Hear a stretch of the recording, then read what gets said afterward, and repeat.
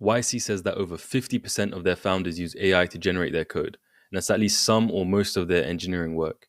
But what I found is that if you let AI do your security for you, you will get hacked. So that although this is the future and AI generated code is the future, you have to be aware of the vulnerabilities that is in AI generated code. So I'm going to go over the vulnerabilities that I found from my learnings from building a few startups, and I'll also put a prompt in the description of all the vulnerabilities that you can put into Cursor to check your code base. Other than that, let's get started.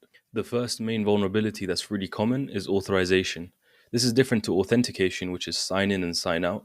Authorization basically asks the question, does this user have the permission to make this request?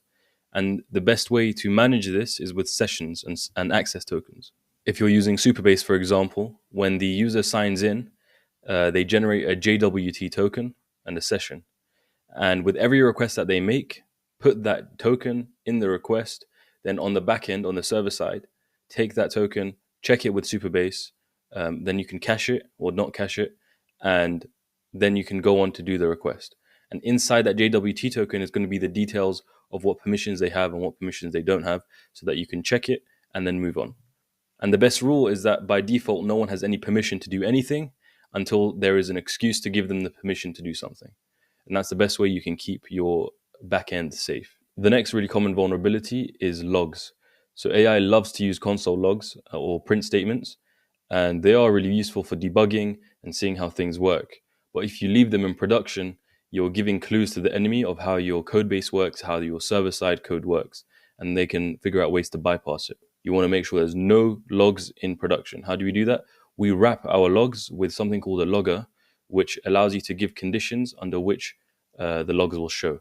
And so you add a condition that it doesn't show unless you're in debug mode, and that will let you have your logs in development and they won't appear in production. That was a very simple one. The third vulnerability is not thinking about memory usage for your programs. So JavaScript and Python have something called a garbage collector, which means when you create variables and you pull things into memory, you don't actually need to take care of them afterwards. When you're done with them, it will automatically be taken care of by a garbage collector. But it's not magic. It still takes time for the garbage collector to actually collect the garbage or the unused memory, and that makes your programs inefficient. And so when you're writing programs, when you're using memory and you're pulling things into memory, let's say your memory is a disk, and let's say you're pulling a 2 GB file from the database. If you do it all at once without using like a generator or streaming the data, you will pretty much fill your disk, and it might work in development, but if you go with real users and on a real platform, it will really strain your backend, and sometimes it will crash it. So you want to be really aware of the memory usage of your programs.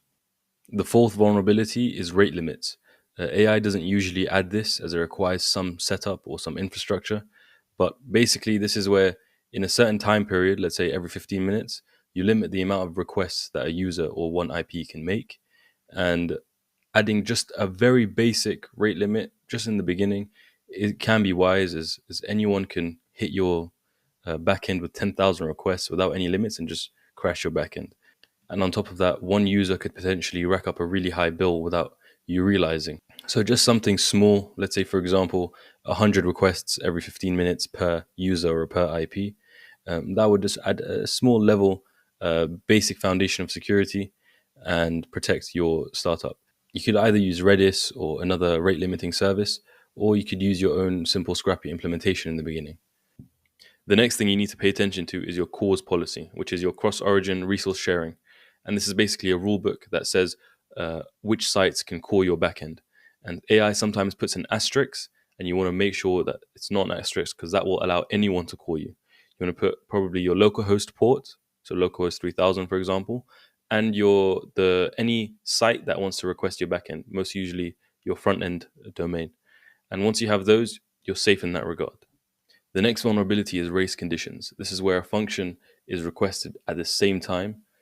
So for example, let's say you have a bank balance with £10 in it and two transactions come at the same time. If they both check the balance at the same time, it'll be 10 for both of them and they'll both try to go through.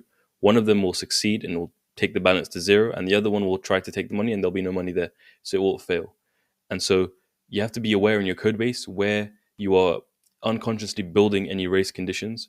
A good mindset to have is that if you look at all the critical functions in your code base, If they can happen at the same time, if two requests come at the same time and it can succeed, then that's a good sign.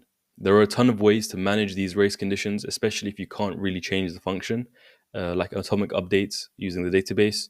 And there are a ton of other ones. If you encounter this problem, look into it and make sure that you solve them. And now the last vulnerability I'll be talking about is RLS.